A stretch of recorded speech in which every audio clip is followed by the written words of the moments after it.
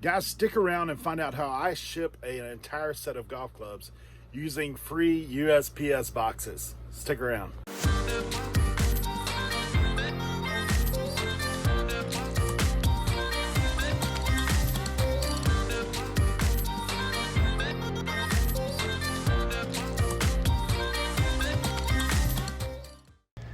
Guys, so here's what I did. I sped up this video because of how long it was, 20 minutes, trying to save you a little bit of time getting down to it. What I'm doing right now is I'm taking golf clubs, go lowest number to highest number, lowest number being the longest, highest number being the shortest.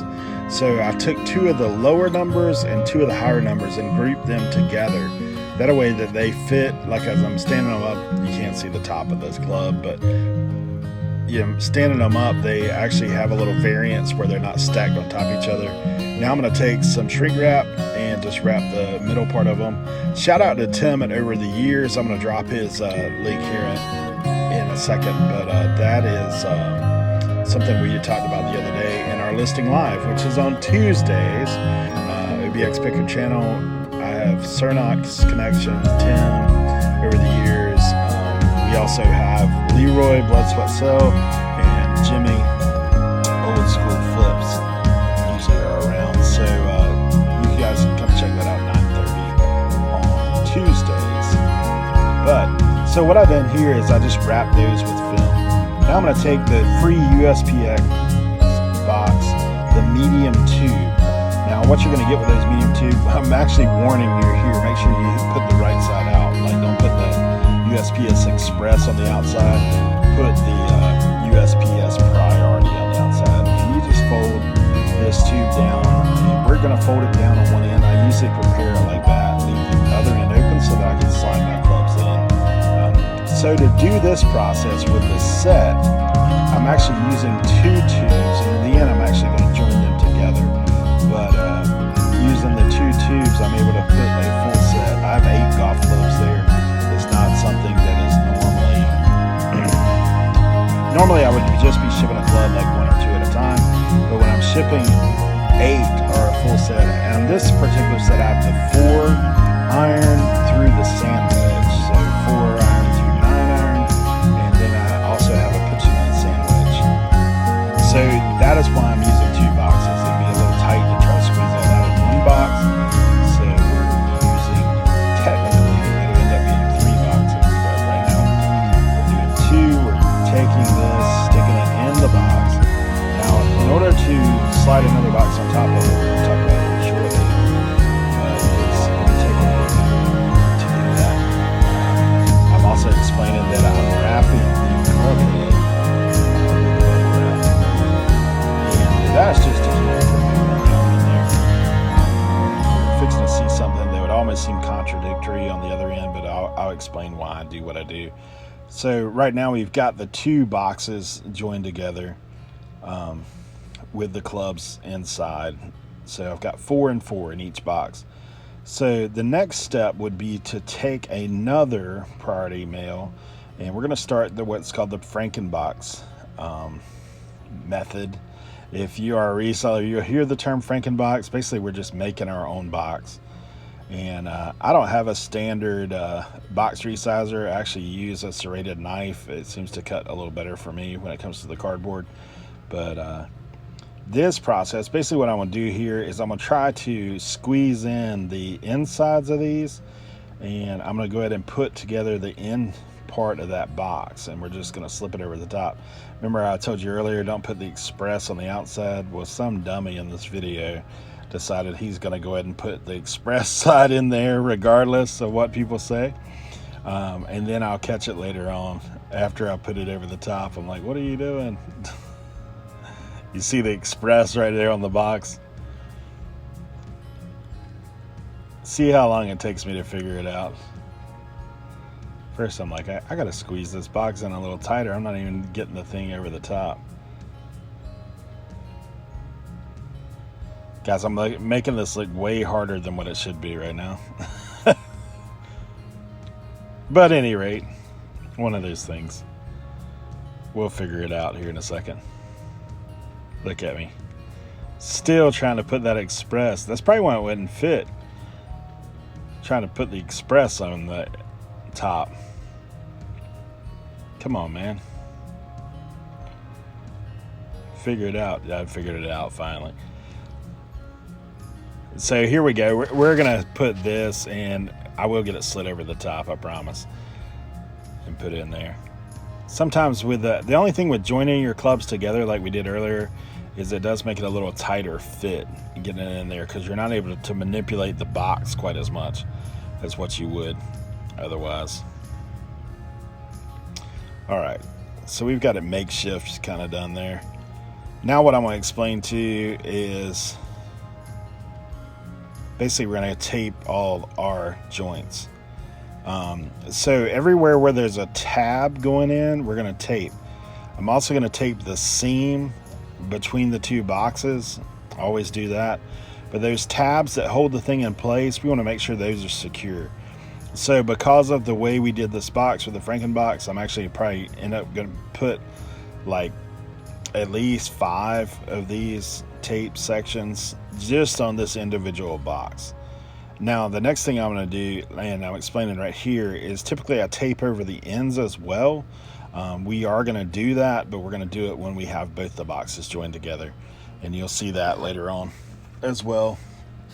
So basically rinse and repeat on this side. We're going to do the same thing. Once again, it's a little harder to get this over the top, and it's simply because of having 4 clubs in that box. Is a little tighter than what you typically would.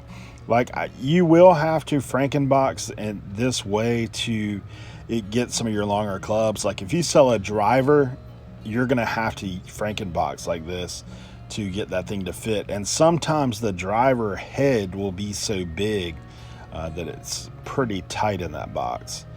But basically what we're going to end up doing is having to retape this box after we get it put together. So right now I'm on the struggle bus, as you can see, trying to get that put together. It did take me 20 minutes, like I said, to put this thing together. Not a super long time. This was actually a pretty expensive pair of clubs, or a set of clubs compared to the norm. Typically I'm selling clubs. If you're selling an individual club, anywhere from the $25 to $50, $60, $70. Some of your drivers, some of your better putters are going to sell for more than that. But that's the standard. Like typically if I'm picking up like a $30 club, doing the same thing here on this box, we're just going on and taping over every one of the tabs. I will come back and tape the seam as well. We're just making sure that this thing is not going to open up as it travels. So you do want to ensure this thing. And also if you have an eBay store, the one thing I explained in the beginning of the video, before I sped it up and recorded it. See, I'm going to put these boxes together. I wanted to make sure that you push the boxes down to the same height. It would be weird if you had one that's longer than the other.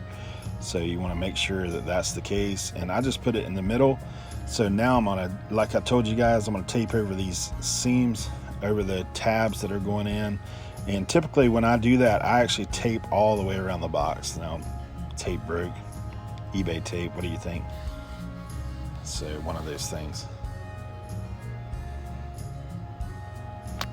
One thing about the eBay tape though is eBay tape's free. So if you have a store, you can actually order that tape in when you're ordering your supplies, and it comes in a pretty big box. It'll actually last for 2 or 3 months depending on the size of your output on the store. And like in situations like this, when you use a lot of tape. What I'm also going to do is tape the seam between the 2 boxes. I just think that makes for a better presentation and does help hold everything together. So there's going to be 2 seams on either side, and then I'll actually go over the top as well and take care of these seams on the top sides.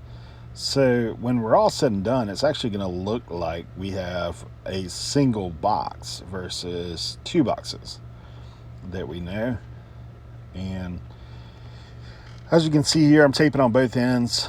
I want that seam to be covered all the way around so we don't have any problems with things getting jostled around or whatever. And now back to measurements of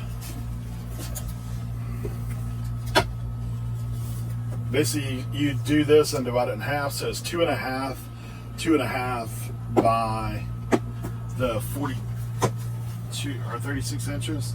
This is actually going to be, so 36 is about to my tape, right? And then we'll add another 6, so 42 is what that generally comes out to. So instead of the 36 that an order standard tube would be, it's going to be longer, obviously. I think it's 40. So this one is 5, and the long side is going to be, well, 5.5 and 5 and 42. So it's not going to cost you that much more to ship this way. If you're like me, I know a lot of people are like, why don't you just go to the golf store? Why don't you just buy golf size tubes, boxes, whatever. For me, I don't have a Golf Pro shop. I don't have a Dick's Sporting Goods. I don't have anything like that near me. These boxes are free. Why not use them? I already have them in stock. It's something you can do. Did it take a little bit? I filmed this video for 20 minutes. It took me 20 minutes to pack this thing. This is the $300 set of golf clubs. So it is what it is. I just try to provide you with a real life look into what goes on behind the scenes. So here it is. Thank you guys for watching. If you're not subscribed to the channel, please go ahead and subscribe, hit the bell, make sure you're aware when we're putting out videos. And we do have a series that I'm going to be filming and adding more to. I have 3 episodes so far called What You Picking, where I interview other resellers. One of them actually is a special guest, somebody you might recognize. But I do thank you guys for watching. Y'all have a great day. Good luck out there picking.